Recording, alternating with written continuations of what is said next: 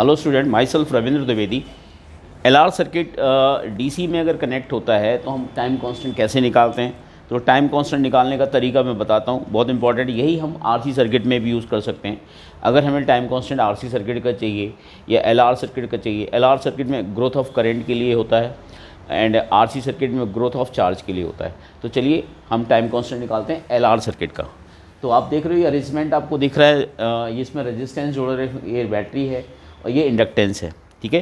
तो आपको LR circuit का, ये एलआर सर्किट बोलेंगे, कॉम्प्लेक्स एलआर सर्किट माना जाएगा, क्योंकि एक रेजिस्टेंस और एक एल होता है तो सिंपल एलआर सर्किट होता है।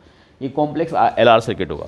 तो इसका अगर हमें टाइम कांस्टेंट निकालना है तो टाइम कांस्टेंट की जो वैल्यू होती है टाउ इक्वलेंट इस सर्किट का होगा एल अपॉन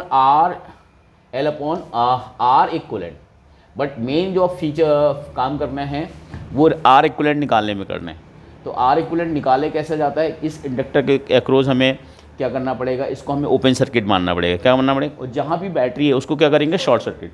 तो let the battery to short circuit, battery को शॉर्ट सर्किट कर दीजिए, बैटरी को शॉर्ट सर्किट बना दीजिए।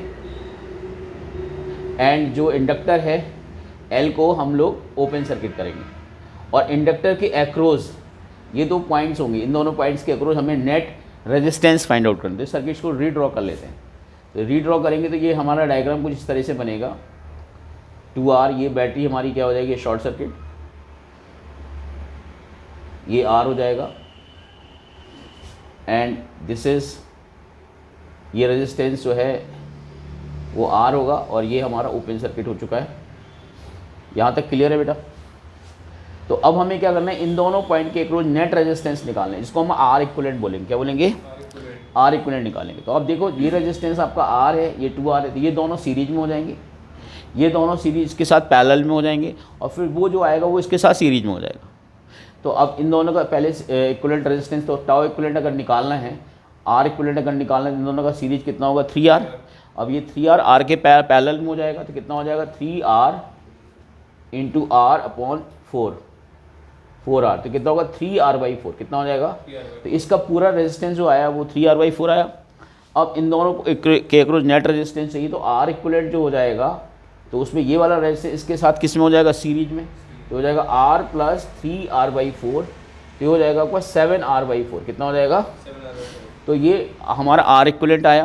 तो इस सर्किट का जो इक्विवेलेंट टाइम कांस्टेंट आएगा वो आएगा L upon R equivalent 7R/4, तो ये आएगा 4L अपॉन 7R।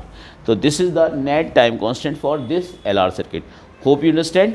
ये था एलआर सर्किट का टाइम कांस्टेंट निकालने का तरीका। यही हमें आरसी सर्किट में यूज़ करना है सेम तरीके से।